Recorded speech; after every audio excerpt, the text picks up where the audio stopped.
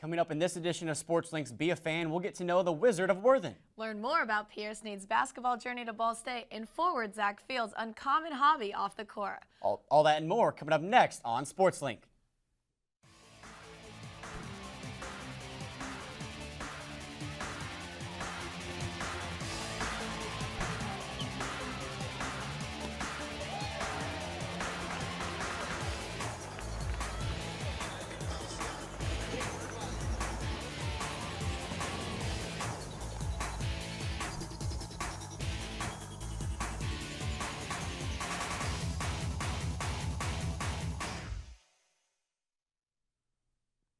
Ball State Sports Links Be a Fan. Driven by Muncie Nissan. Shift the way you move. Hello and welcome to another edition of Ball State Sports Links Be a Fan show, driven by Muncie Nissan. I'm Josh Blessing. And I'm Ashley Reed. Ashley, we have a great show this month and plenty of volleyball coverage for you. We'll be joined in studio by men's volleyball head coach Joel Walton, and we'll get a chance to see the different side of a soft-spoken women's volleyball head coach Steve Shondell. Let's jump right in. It has been said that it is not the height of a man, but the size of his heart that matters. Through his hard work, athleticism, and a love for the game, junior Larry Rather has proven this to be true. Let's hear more in this story produced by Pat Boylan and Tim Keene, presented by Table X. The Wizard of Worthen has spoken. Larry Rather. From the moment Larry Rather stepped on the court, he's been told one thing: you're too short. People say I'm small. I like to disagree. I like to say I'm just right because I'm still agile enough to play the back row and still be active at the net. Don't ever tell Larry he can't do something, because as soon as you do that, you've just given him the motivation to go out and achieve and come back to you at some point in time and say, I told you I could. For someone to be that small and, competing against, 6'9" outsides, most of the time, he's just got heart, and, that shows a lot about a person. And when Larry was being recruited, his play spoke for itself. Even though he was shorter than other players that we were recruiting, his arm and his athleticism were better than nearly everybody that we were recruiting. For me to pick Ball State my senior year, Joel Walton came to a couple tournaments for club that I played for at adversity. Let my coach know that I was interested and that he was pleased to see every time he saw me that I just continued to improve and got better. It kind of helped knowing that I had a good friend here already in Jamie and Hartley. I remember him telling, me and my dad and, a lot of people that wherever I went, he was going to follow me. I don't want to say that's the reason why he came here, but I think it was a big part of, me being here was the reason why he came.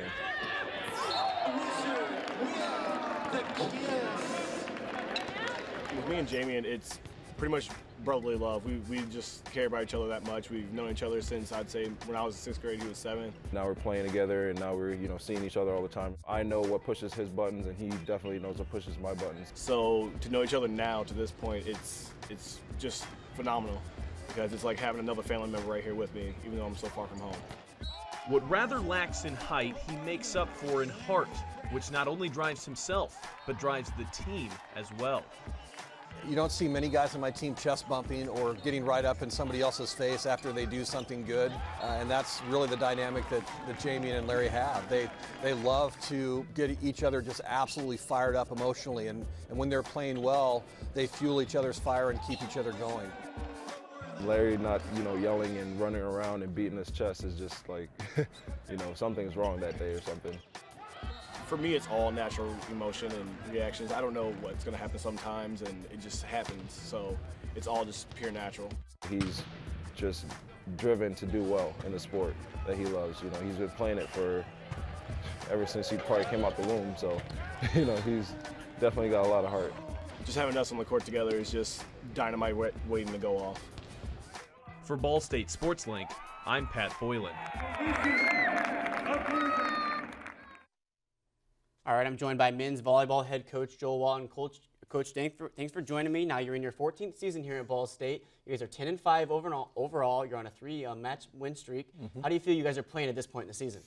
We've got a young team, Josh, and the guys are improving. I know we're working hard on a daily basis. I think we're coming along, and our conference is very tough this season, but we're making progress in the right direction. Now, when I go to your guys' matches, I see Larry Rather a lot, getting the team excited. A very vocal leader for your guys. How important is he? I think he's vital to our team. He gives us energy, and he gives us exceptional play as well as that. His overall experience, the years that he's been playing the game of volleyball, they just really add to what our team does on the court. Now, also, when I go to your guys' matches, it's not just Rather, it's the whole team laughing and having fun and joking on the sidelines, but they're still able to get it done on the court. How much fun is it for you to coach a team like this? It's a great group of guys, and it is fun for us every day to get into the gym, to train, to work at becoming better volleyball players, a better team. It's been a fun year for us to work with this group. Now, in a couple of weeks, you have Ohio State coming up on the calendar. Is that one of those matches that you guys look forward to at the beginning of the season and kind of look through the schedule with your rest of the team and the rest of the coaching staff and mark it on the calendar somewhat? Ohio State's always an important match for us. They're the oldest program in the MIVA along with Ball State. So there's a huge amount of tradition, a big rivalry. And then just the fact that they're a Big Ten program and we're from the MAC conference, those kind of matches for us are very meaningful. Now, if you were able to knock off Ohio State, how much momentum would that create for you guys heading into the MIVA tournament? Well, I think for our team, we haven't beat Ohio State in 4 years, and that's really one of the longest spells or stretches that we've gone through without defeating the Buckeyes. So it would be a nice confidence boost for us, not only as we go into the conference tournament, but just overall for our team. You've had 6 seasons of 20 more wins, a lot of success here at Ball State in your 14 years. How would you describe your time here at Ball State? Well, I played here at Ball State from '85 through '88. I was fortunate to be an assistant coach for Don Shondell for 8 seasons before getting the head coaching job. My family's been here in Muncie now for over 20 years, and there's actually been some times where we've looked to leave, and my family didn't want to leave. I mean, we are Muncie people, so I love Ball State. I love this community, and I'm very blessed to be coaching at a place that I have so many ties to.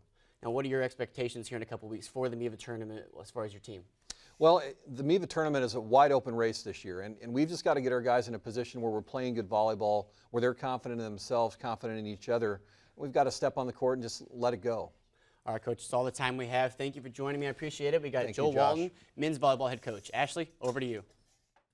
Well, most people see this next coach pretty quiet on the sidelines. There is a side to him that you may not expect. In addition to coaching the women's volleyball team, he plays a large part in encouraging the men's team through his game time announcing. Find out more about the man behind the witty nicknames, Coach Steve Shondell, in this story produced by CJ Allard, Alberto Pimienta, and my co-host here, Josh Blessing, presented by Fox College Sports. In 34 seasons at the high school level, Steve Shondell coached Muncie Burris to 7 undefeated seasons and 4 national championships. Over 1,100 victories later, the 2-time National High School Coach of the Year is now at Ball State. Although he's been around the game for a long time, he still gets pre-match jitters. You know, I just always a lot of butterflies, a little bit of nervousness. I've coached a lot of years, but a match in 2011, 2012 is still very similar to a match back in 1980. It just, when you're competitive and you want to be successful, you just always have those butterflies, fear of the unknown. In his first season, the Shondell-led Cardinals won its first MAC regular season title in 10 years. His success, undeniable. His passion, unmistakable. I think it's important that a coach care about their players, and that's probably ranks right at the top of my philosophy, is giving my players a lot of individual attention, caring about them, and then teaching them the game to the best of my ability, and allowing players to have a positive experience. I think he does a good job of being serious in practice and being focused, but he definitely knows when to loosen up and have fun with us. I don't want volleyball to be a job. I think oftentimes college volleyball becomes more of a job for an athlete, and I hope I don't make it that way. The job for Shondell doesn't end with his coaching. How you doing, Steve? Doing well. You ready to go?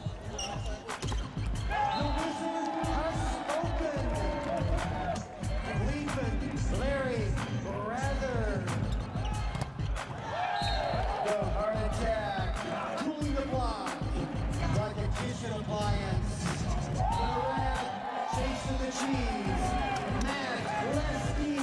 He doesn't tell you what he's going to call you. He just thinks about it and then just go ahead and says it. I just laughed out loud when I was about to serve, and I couldn't keep a straight face. So I think he just brings everybody to a smile. It also is a lot less stressful that way, not having to worry about the coaching part, where, coaching's tough enough. It's nice to get away from it in a different role, and I really enjoy doing something a little bit different than coaching. Bring it up for BSU. The Heart Attack with the Beast. And game 2 belongs to Ball State University.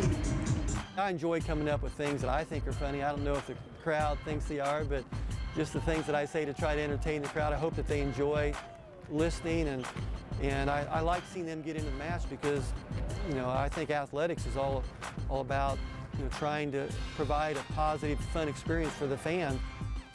The Heart Attack with the whack. For Ball State Sports Link, I'm CJ Allard. For many high school athletes, the process of college recruiting is a stressful one. It's a time for family to come together to find the best fit for all parties involved. Pierre Sneed wouldn't be at Ball State if it wasn't with the help of his father. Now that he's a senior, his life is much different than 4 years ago. Find out how in this story produced by Chris Wrinkle and our very own Ashley Reed. Presented by Robbins Apparel. The game of basketball is ever-changing. Momentum swings, leads change, possessions alternate. Everything can change at a moment's notice. Pierre Sneed knows all about change. I was born in Goldsboro, North Carolina, and when I turned 13, that's when I moved to Chicago with my dad. Started playing when I was maybe, about 6th grade. That's when I really got serious. My cousin in North Carolina taught me how to play basketball. Honestly, when I first started playing basketball, I didn't think I was that good. Going to Chicago, that kind of helped me out a lot. It kind of took my game to the next level because I got in camps, and I got involved with a lot of neighborhood kids who were really good, and they kind of made me tough. So I kind of have that Chicago toughness in me. Pierre would attend Simeon Career Academy in Chicago, a place known for basketball. In Pierre's 4 years, the Wolverines won back-to-back state titles. His high school teammates included future NBA MVP Derrick Rose. While his teammates were drawing interest from the next level, Pierre wasn't receiving much college attention.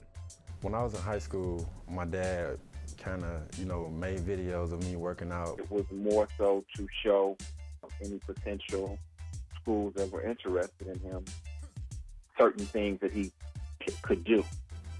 Still to this day, I have a lot of videos. I used to work out in my basement because he didn't think I was going to get a scholarship. So I have dark videos of me it looked like a dungeon kind of working out. So it was just crazy on the stuff that my dad did. But now that I look back at it, it kind of made sense.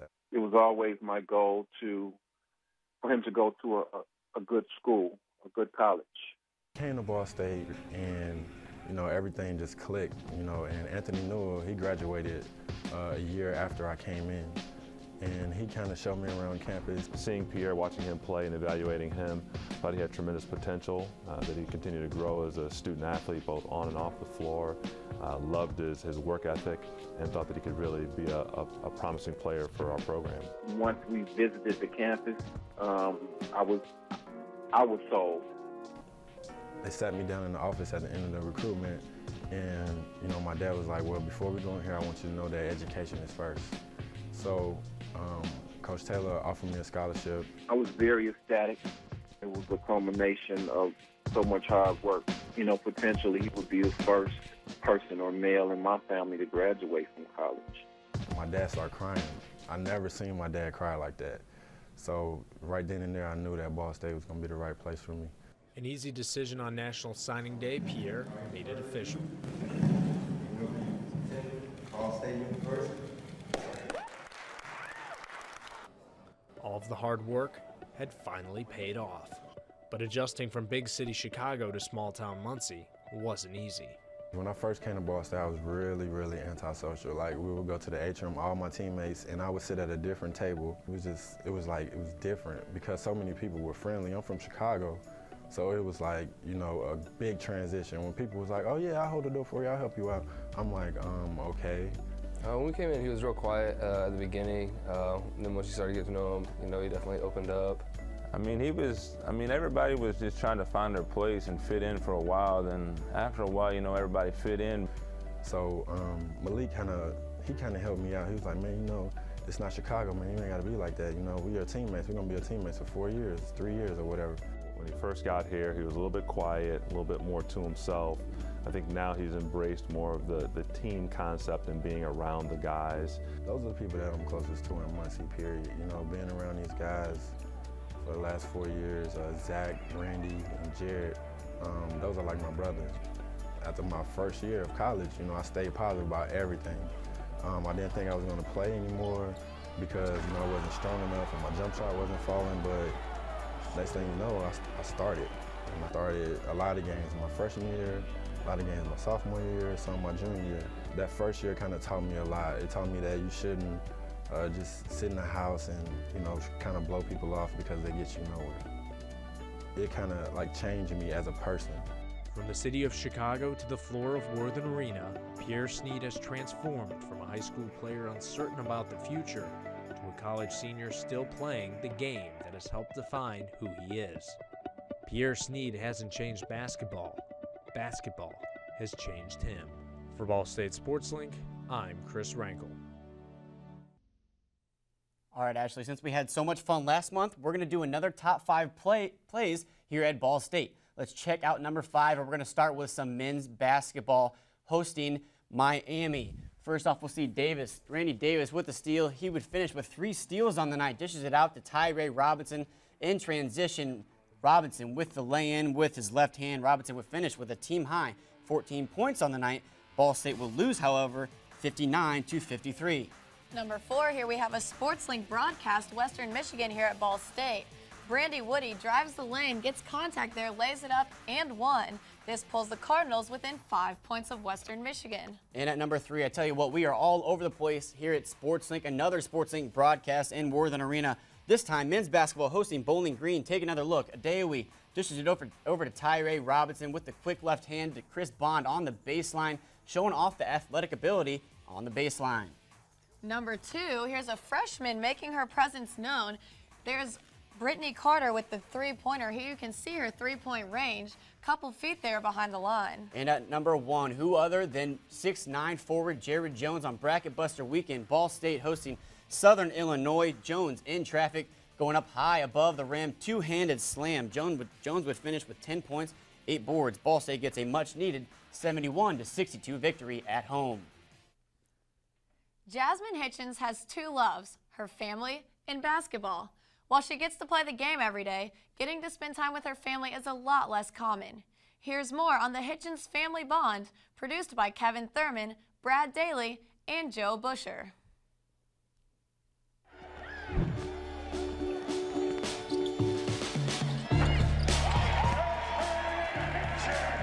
Sophomore forward Jasmine Hitchens has been playing basketball from a young age. However, that comes as no surprise, as basketball is a family sport. I've been playing basketball since I was in the 4th grade, and my dad actually got me started with it.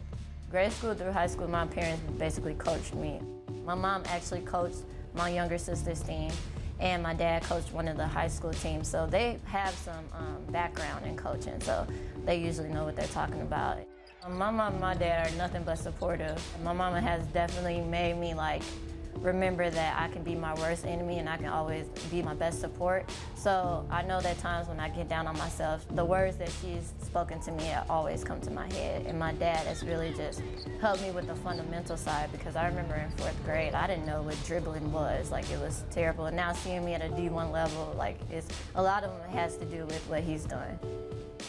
Jasmine's family has shaped her love of the game, whether they are in the stands or overseas. My family lives in Italy right now. My dad's enrolled in the military. I don't see him as much, anymore, but he still calls me when he can and gives me some tips about my game. My freshman year actually was the hardest, because I've never dealt with not seeing them after the games, or not being able to call them because the hours are different. So it's 8 hours ahead there. So I can't call because they're sleeping when I'm up. So It was real difficult my freshman year, but this year I'm starting to deal with it a little bit more as I grow and be a lot more independent. I usually Skype them a lot. Skype is a big tool, and I Facebook my mom because I have Facebook mobile, so it's just like texting her. The connection over there is a little bit shaky depending on what's going on, but yeah, so I don't usually get to talk to them that much, but when I do, it's precious. When she isn't playing her heart out on the court, it belongs to her family, no matter how many miles separate them. For Ball State Sports Link, I'm Kevin Thurman. Be sure to look for the full version of that story online soon at ballstatesports.com/sportslink. If you want to stay on top of all the happenings for your Ball State athletics, be sure to head on over to Facebook and like us on Facebook, and you can follow us on Twitter as well at BSU SportsLink. Here at SportsLink, we're always hunting for the most unique stories in Ball State athletics. Forward Zach Fields has a pastime that doesn't quite fit a typical basketball player. His goals after graduation are set very high, almost as high as his hunting stand. Check out this feature story produced by Kyle Binder, Ben Wagner, and Joe Saylor, presented by WMDH. You know him from the gym. 6'10", 275-pound junior. But do you really know Zach Fields? Not really until you get to know a person and you're really with them on a daily basis and you know their interests and their likes and their passions. And Zach certainly has a passion for the outdoors. He would always walk around with his camo on, camo hat with the fish hook. I think it fits him great. That is him. Anything country, he knows about it. This is his element. He lives it. He wears it. From head to toe. He is big country. Hunting and fishing have always been the big hobbies I've always had and I've always stuck with from the get-go. And when I was 12 or 13 over Thanksgiving break, I remember my uncle asked me if I wanted to go, and I said, yeah, sure. That's my first real hunting experience. It just kind of snowballed effect after that. It's not the typical basketball player profile, you know, but it makes me who I am. I mean, that's me, and I wouldn't change it for the world. Right now, I'm going to start looking for some good signs and just some deer evidence that they're around. Actually, right here, you can kind of see there's a trail going back in through there. And I would assume that a deer is using that, or something is using that trail to walk. Having a climbing stand's easy to get to where you need to go, instead of having a permanent lock-on stand that is a lot harder to move.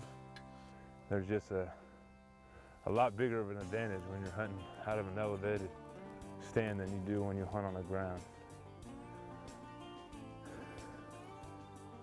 I just feel like it's just you and Mother Nature. I feel like that is one of the most relaxing things you could ever do, is just being out there and enjoying what God has put on this earth. And like a tree in the woods, his allegiance to his team is unwavering. I think our guys look at Zach as a very loyal guy. You know, he's very loyal to the team, very loyal to the program, and the way he comes to work every single day, I think they just respect him for that. And they know that he has other interests and other hobbies and things that he's involved with, but they have that respect for him because they know he's first and foremost loyal to the team. I mean, it's hard to devote a lot of time to hunting because I do have basketball, and that takes up a lot of time, and I feel like as of right now when I'm in college, that's where the majority of my time should be devoted. Once I get an education and I get out of college, then I can start putting on my time towards hunting and the outdoors and really getting my dreams going. He's known for his caring heart. He's helpful, kind, and unselfish, and doesn't look to change that in the future. My lifelong dream, and it's going to be a dream until it happens, and it will happen one day. I'm going to purchase a lot of land, 500 to 1,000 acres or more, and then eventually I want to open it up to handicapped kids or disabled vets to hunt. It would be a blessing if I got to do that my whole life, because I mean, somebody asks you what you get to do for a living, and I get to say, make people's dreams come true. I don't feel like it gets much better than that. Much like a day hunting, he's aiming for his goals. That's exactly why I wake up every morning and do the things that I do, is to reach that one goal, and it will happen. I mean, it sounds like it's hard to do, and there is a lot of things that I have to do and work out, but I feel that I'm determined and dedicated enough that it's going to happen. No matter the obstacle or the size of the dream, Zach Fields is destined to hit his target. Well, that's all the time we have for this month's edition of the Be a Fan Show. Be sure to head on over to ballstatesports.com/sportslink for even more Ball State sports coverage. You can also catch us on WIPB, Comcast Indiana, and Fox College Sports. For our producer, Paul Weller, and all of us here at Ball State Sports Link, I'm Ashley Reed. I'm Josh Blessing. And we will see you next month.